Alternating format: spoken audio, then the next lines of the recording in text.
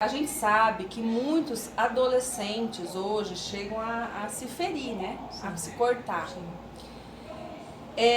O que vocês diriam para os pais se eles encontrarem essa situação, né? Porque é um choque de realidade. Nenhum pai cria um filho para, às vezes, passar por uma situação dessa, né? Eu Mas até como? gostaria de falar um pouquinho nessa situação. Acompanhei um caso bem recente e o pai veio com essa queixa, porque está se cortando, ela está se cortando, só usa casaco de manga comprida para não aparecer e tal. Enfim, para os pais era aquilo ali que eles estavam vendo no físico.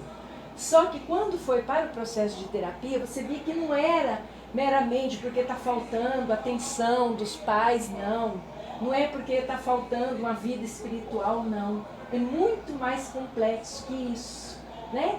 E avaliando, a gente pôde ver que era lá atrás situações que ocorreram na infância, até assim uma disputa de atenção entre ela e o irmão, e que não foi assistido, não foi esclarecido isso lá atrás, e veio empurrando, e chegou nessa fase dos 17 anos, onde começou a desencadear esse tipo de comportamento. Então tem muita coisa, gente, que assim, tá cortando porque tem tudo, tem atenção, come do melhor, veste do melhor, vai na igreja, tá isso, tá aquilo. Gente, fique atento, porque às vezes você está ignorando e o caso é bem mais sério. Nada como procurar ajuda do profissional que vai poder entender todo esse procedimento, que é uma questão vinda de anteriormente e não do presente. Olha aí, uma super dica. Você tem alguma experiência também da área, pastora, para falar? É importante porque cada caso é único, Sim. né? E aí o profissional, para estar junto desse paciente, desse cliente, está investigando, né, esse processo. Eu já ouvi de um adolescente, né, ele dizer assim, eu não consigo dar conta do que o mundo exige de mim. Está demais, né? Então, assim, aquele momento de escolha profissional, aquele momento de indecisão na vida, de tomada de decisões, de pressão de todos os lados que o adolescente sente, né? E uma questão importante também é cobrança excessiva. As cobranças excessivas, né? Não só dos pais, mas a pressão do mundo. Competição. A pressão do mundo que a gente vive hoje é competitivo, né? E o mundo que a gente vive hoje é exigente. E a gente vê aí adolescentes vivendo num mundo muito idealizado, que aparece. E aí quando há essa comparação, minha vida não é assim, eu não consigo responder a chegar naquele patamar do outro, não consigo responder a isso. E aí entra num processo de frustração, de adoecimento, né? Que muitas vezes esse adolescente não consegue lidar, tem estratégias para lidar, estratégias emocionais, psicológicas, para lidar com esse tanto de cobrança, de pressão, de demanda, e aí entra num processo de sofrimento. Porque hoje o mundo é a geração fast food, que o pessoal fala, né? Que é tudo muito acelerado, então gera ansiedade, é aquilo que vocês falaram, a questão da cobrança mesmo, né? A pessoa se autocobra demais, né? A sociedade, a casa, enfim. Mas é isso, né? Eu falo assim, e uma coisa também que a gente observa é como é importante a gente buscar a ajuda do profissional, né? De alguém que tenha conhecimento na área. Porque a gente que está dentro do problema, às vezes você só vê o problema, né? E você precisa de alguém que olhe de fora para que você possa, que ajude a clarear as ideias, colocar as coisas no lugar, né? Como diz. Então, assim, é muito importante, sim, essa busca, né? E uma coisa que eu gostaria que vocês falassem nós estamos num momento, assim, de muita ansiedade, de muita preocupação, né? E as pessoas estão, sim, temerosas. Assim, uma dica que vocês dessem para que nós todos ficássemos em alerta no modo geral, não só na nossa casa, mas talvez pessoas em geral, né? Porque infelizmente existe o índice, o nível do suicídio é muito alto, né? Como detectar? Como observar? O que vocês sugerem fazer, né? Para que a gente observe assim, de um modo geral, para tentar identificar se essa pessoa precisa, né, de um acompanhamento mesmo com vocês. Bom, primeira coisa, como nós dissemos anteriormente, da diferença de depressão e tristeza, é detectar o que me faz ficar triste. eu identificando aquele objeto, aquela situação que me faz levar à tristeza, eu vou procurar fugir daquilo ali, até eu me recompor e ter estrutura. Tem pessoas que dizem, eu não tenho condição de ouvir uma amiga minha falar que está passando problema. Aí não tem como um doente cuidar de outro doente, como que eu vou cuidar?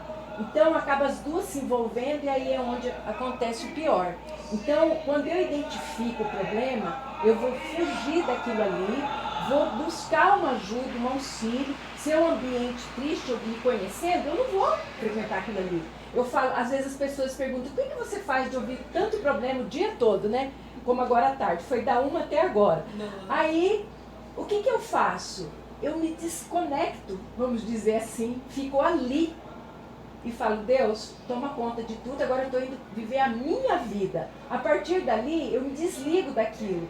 Aí eu vou viver uma vida normal, vou sair, vou comer, vou me divertir, vou estar no meio das pessoas que eu amo, né? Então essas coisas nos protegem disso daí. A gente precisa identificar o que nos causa esses prejuízos emocionais, psicológicos, para a gente afastar de nós. Se não faz bem, por que eu vou insistir nessa situação?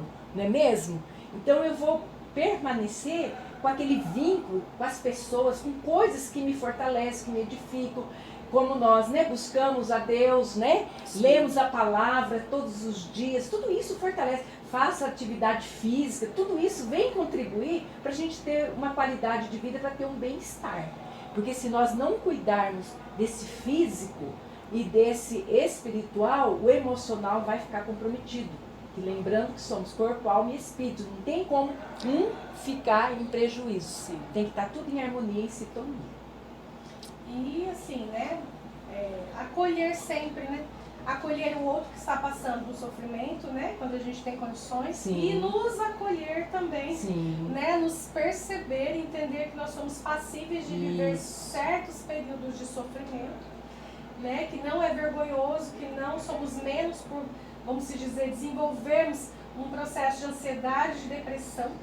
Sim. Mas que, né, se a gente olhar com esse olhar cuidadoso, um olhar de autocompaixão, de autocuidado, de buscarmos ajuda quando necessário, né, e também acolher o outro que precisa, né, se a gente percebe aí nos nossos filhos ou numa pessoa próxima, sim, acolher sem julgar, né, é tão simples, vamos dizer, o método mais eficaz é também o mais simples, né, que é você ouvir sem julgar. Você está precisando de algo, né? Você está precisando, como posso te ajudar?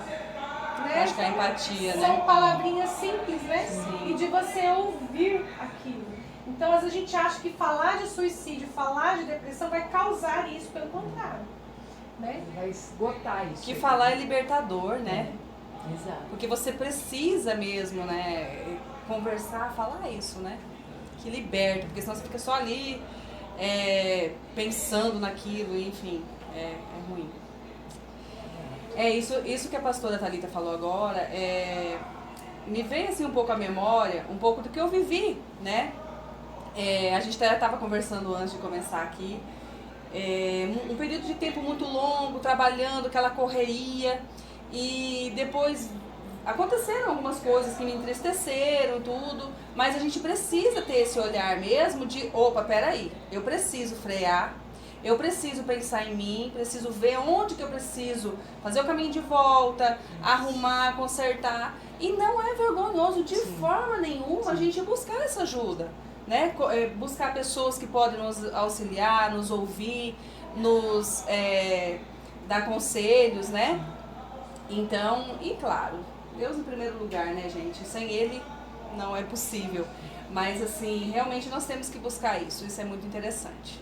Vocês querem falar mais alguma coisa, meninas? Só para fechar, eu acredito assim, que o ser humano, ele tem que ter a capacidade de saber dizer o sim e o não. Quando eu posso e quando eu não posso. Porque muitas vezes eu digo sim, querendo agradar o outro. E vou além dos meus limites. E eu preciso me conhecer suficientemente para me saber quando dizer não, porque eu sei qual é o meu limite. Isso aí. Bom, só tenho a agradecer, né, a disponibilidade de vocês. Nós, em nome da Mídia Mar, que é o Ministério de Mídia da Igreja, em nome dos nossos apóstolos, né, que nos abençoaram com esse projeto, Agradecer a vocês pelo tempo que vocês dedicaram para vir, para compartilhar um pouco, né? É o primeiro projeto de muitos que nós vamos fazer. Eu creio assim que nós temos muitas pessoas para alcançar, levar essa palavra, né? Essas orientações. Então a palavra é gratidão para vocês, viu? Que Deus abençoe. Pastora Thalita já com mais um neném aí. Que Deus abençoe, né? Então é isso, né? Nossa gratidão aí para vocês. E se quiserem falar mais alguma coisa, fiquem à vontade. Obrigada, só queria agradecer mesmo, porque a gente está sempre se cuidando, né? Olhando para nós com carinho e para quem está perto de nós, para o outro também. Eu também agradeço a oportunidade e aquilo que diz a palavra de Deus, né? Eis-me aqui, Senhor. Usa, mas me capacita primeiramente, para que eu possa ser usado. Então é isso, pessoal. Agradecemos a vocês que estão assistindo e fiquem ligados nos próximos vídeos com mais depoimentos e dicas especiais aí, tá? Que Deus abençoe.